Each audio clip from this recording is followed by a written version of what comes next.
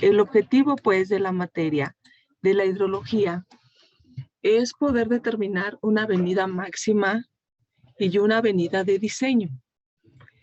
Nosotros estamos en posibilidades de trabajar con la lluvia, porque nuestra república está pues plagada de estaciones climatológicas o pluviométricas, no así de estaciones hidrométricas, que nos facilitarían muchísimo más el trabajo. Cuando yo me refiero a una estación hidrométrica, pues lo que voy a obtener es un gasto. Pero también nosotros ya tuvimos la experiencia de consultar en el Bandas y ver que son muy pocas las estaciones hidrométricas, son muy pocas las estaciones que están completas, son muy pocas las corrientes y las cuencas que están aforadas. Entonces, dado eso, pues no nos queda otra más que volver a recurrir a la lluvia y encontrar otras formas que nos permitan a nosotros, a través de la lluvia, poder estimar un gasto. Dentro de esas o datos o características que nosotros requerimos y que más o menos de este estilo es el examen final, muchachos, es que yo necesito conocer el área de la cuenca. Yo voy a necesitar conocer o determinar algunas características fisiográficas. ¿Qué características fisiográficas voy a necesitar? Bueno, voy a necesitar la longitud, voy a necesitar el desnivel, voy a necesitar la pendiente. Acuérdate, por ahí vimos el método de Taylor para poder determinar la pendiente, porque es la pendiente del cauce, no la pendiente de la cuenca. Acuérdate, Horton es para la cuenca y para el cauce es la pendiente a través del método de Taylor. ¿Y qué otra cosa necesitamos? Bueno, necesitamos determinar el número de escurrimientos. Ahorita tú ahí en pantalla estás viendo una tabla resumen muy sencilla, pero resulta que en el examen no va a aparecer esa tabla así tan sencilla. Tú vas a tener que determinar o bien el número de escurrimientos N a partir de algunos datos que yo te proporcione, como el porcentaje de uso y tipo de suelo, así como el área, así como quizá yo no te dé una pendiente, sino que te ponga valores y tú tengas que determinar la pendiente. Por eso yo te decía que era la integración de todo el conocimiento. Después tú estás viendo ahí tranquilamente ya una tabla de resumen, donde estás viendo todos los periodos de retorno que se utilizan en hidráulica, es decir, los 2, 5, 10, 20 años, y estás viendo una precipitación que corresponde a ese periodo de retorno. Pero para que tú llegues a esa tabla resumen, ¿qué es lo que tienes que hacer?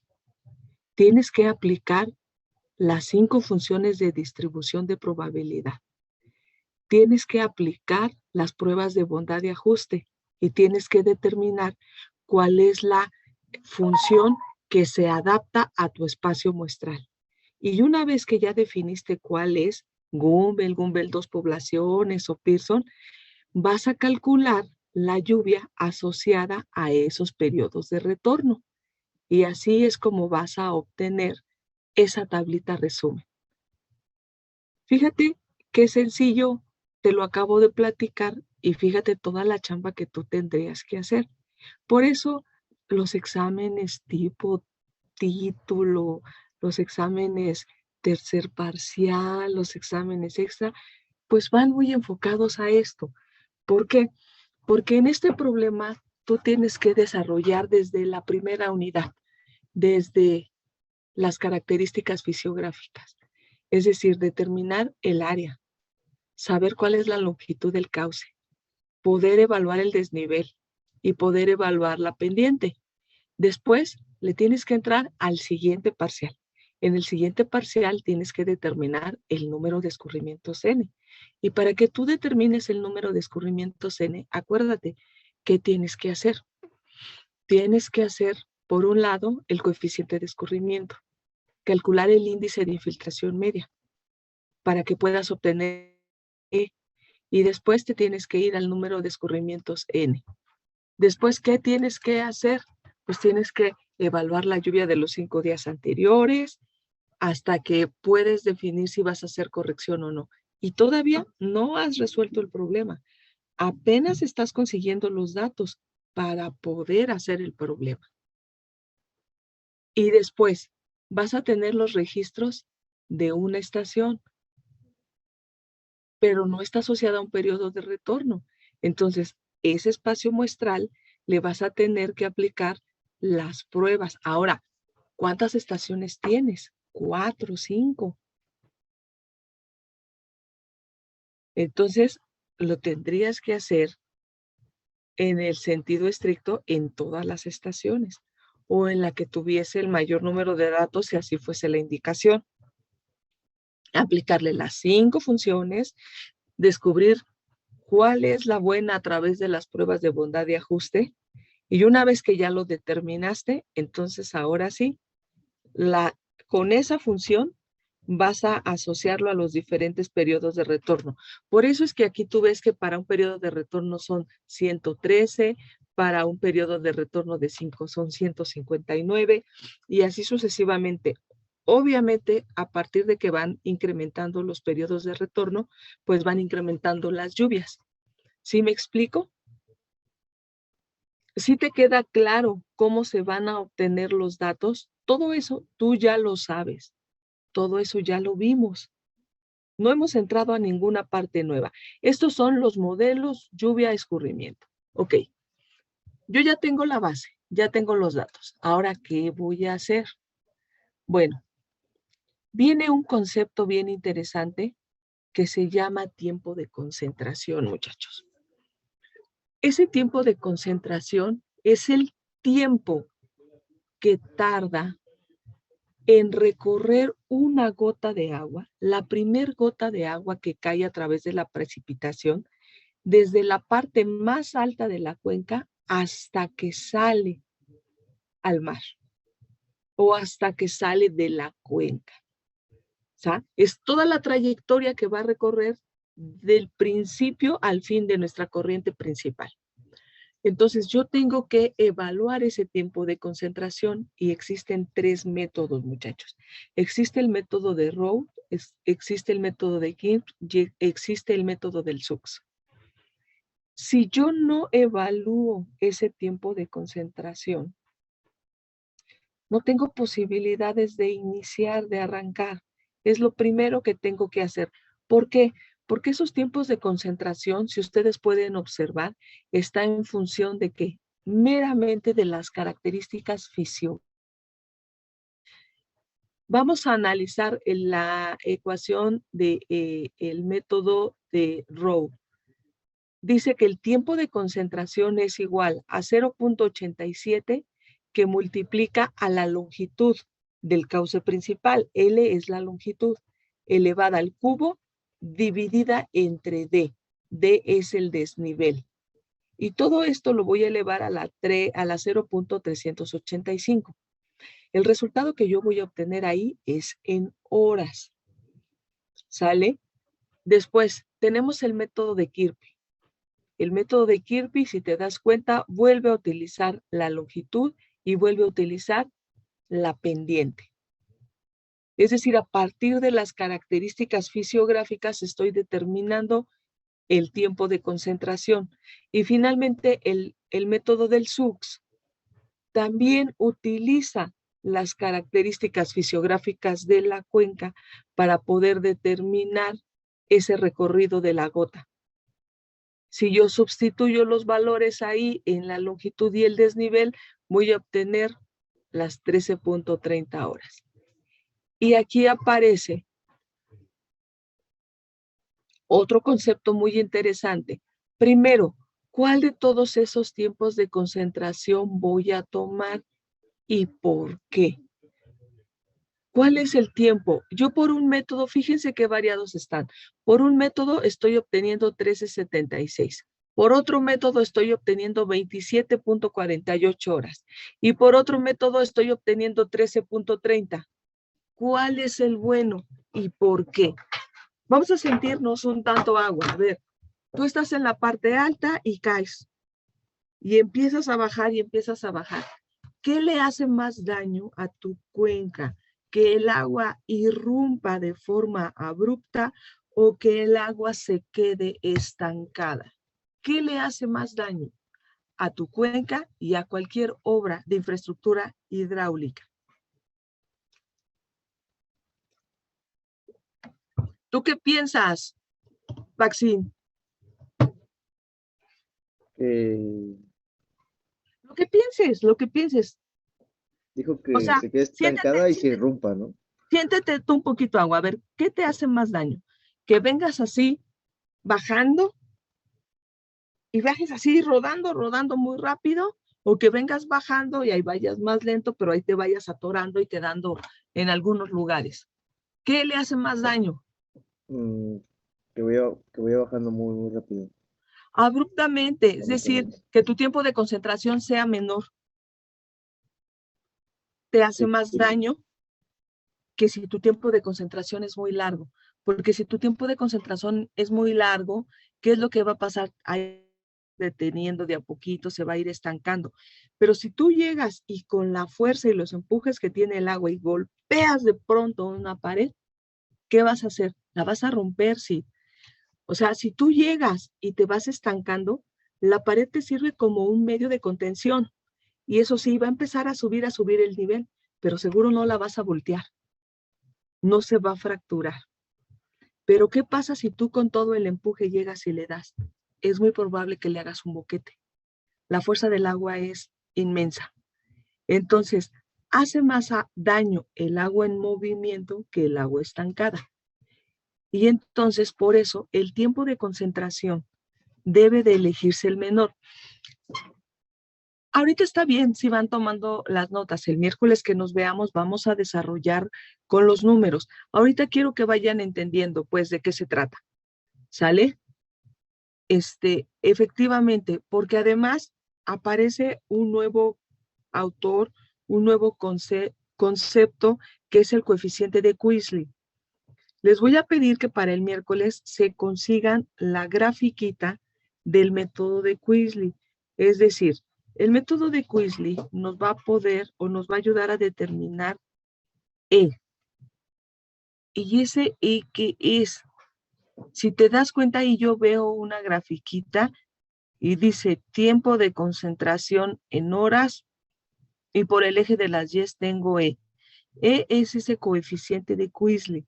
Ese coeficiente de Queasly está en función del tiempo de concentración y y ese tiempo de concentración está en función del área de la cuenca.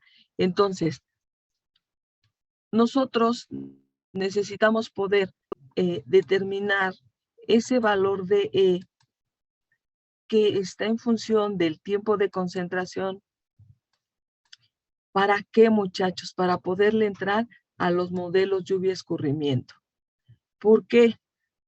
Porque yo voy a necesitar satisfacer todas estas ecuaciones. El coeficiente K, la precipitación de diseño, retomar la lluvia en exceso, calcular las intensidades, calcular el coeficiente de escurrimiento, y eso me va a permitir a mí llegar ¿a qué? A el método racional americano. Porque el método racional americano dice que el gasto es igual a el coeficiente de escurrimiento por la intensidad por el área al cuadrado por 0.278, que es el factor climático. Entonces, yo necesito poder desarrollar todas estas ecuaciones.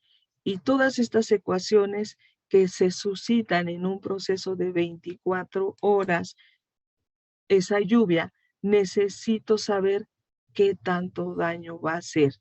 Y por eso la voy a asociar a justamente ese coeficiente de Queasly que está en función del tiempo de concentración y del área que va ahí a intervenir.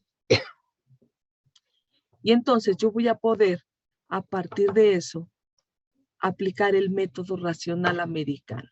El método racional americano, como te lo dije, era 0.278 por el coeficiente de escurrimiento por las intensidades por el área de la cuenca. Y eso me va a permitir a mí, muchachos, tener justamente gastos de diseño por el método racional americano asociados a periodos de retorno. No sé si me explico.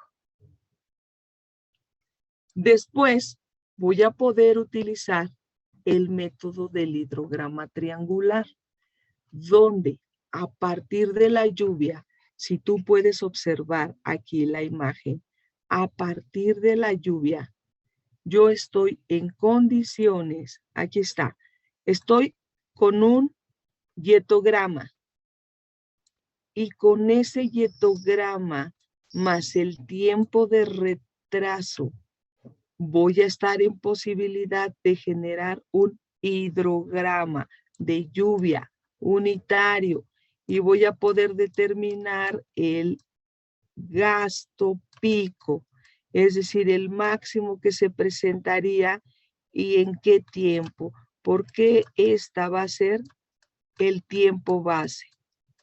Es decir, este hietograma, esta lluvia, la voy a volver un hidrograma unitario, es decir, sabiendo qué pasa por unidad de área. ¿Sí me explico? Y con este hidrograma yo voy a estar en condiciones de poder generar un gasto pico y voy a poder conocer los volúmenes. ¿Y eso a qué me va a llevar? Pues a poder tener gastos nuevamente. Y finalmente va a venir el método de Bentechow. Entonces por ahí anótale. También necesito que el miércoles te traigas esta gráfica en grande, la del factor de reducción del método de Bentechow. Entonces ya son dos gráficas que necesitamos. Una, la del coeficiente de Queasly para entrarle al primer método, que es el racional americano. Y segundo, que necesitamos la tabla que relaciona el factor Z, que es el tiempo de concentración entre el periodo de retorno para el método de Bentechow. Para el método de Bentechow hay que traerse la tabla del factor de reducción de Z.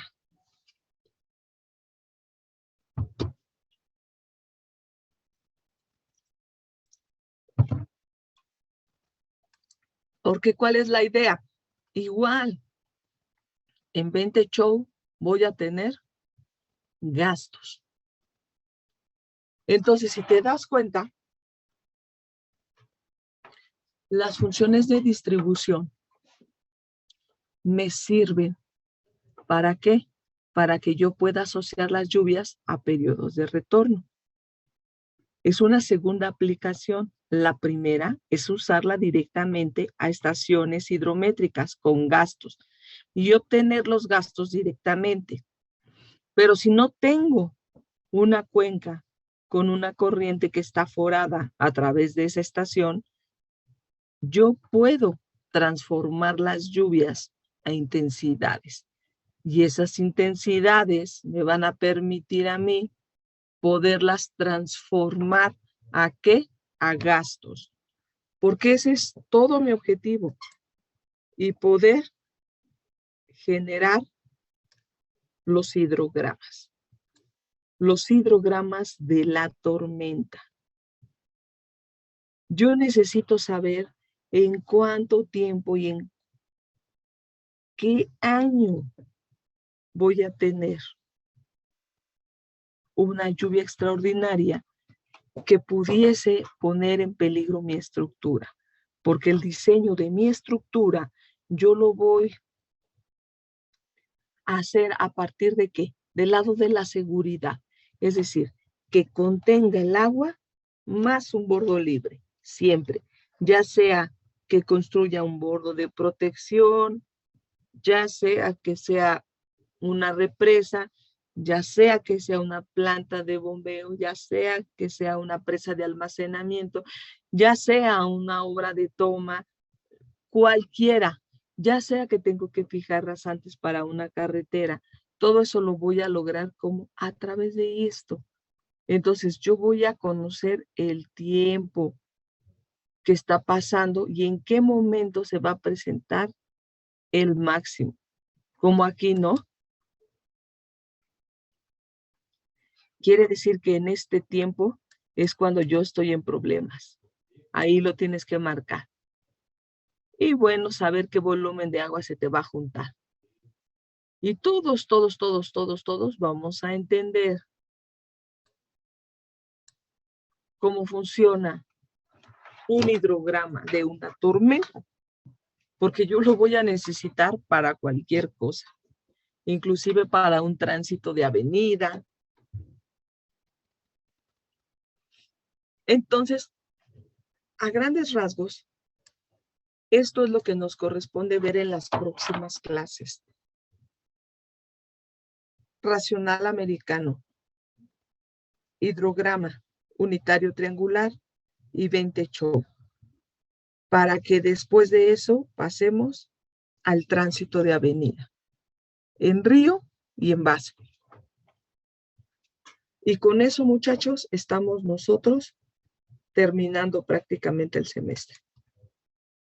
Son pocos los temas que nos hacen falta.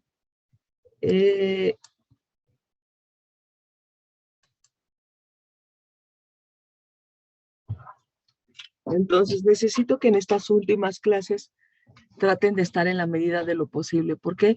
Porque el tercer examen es algo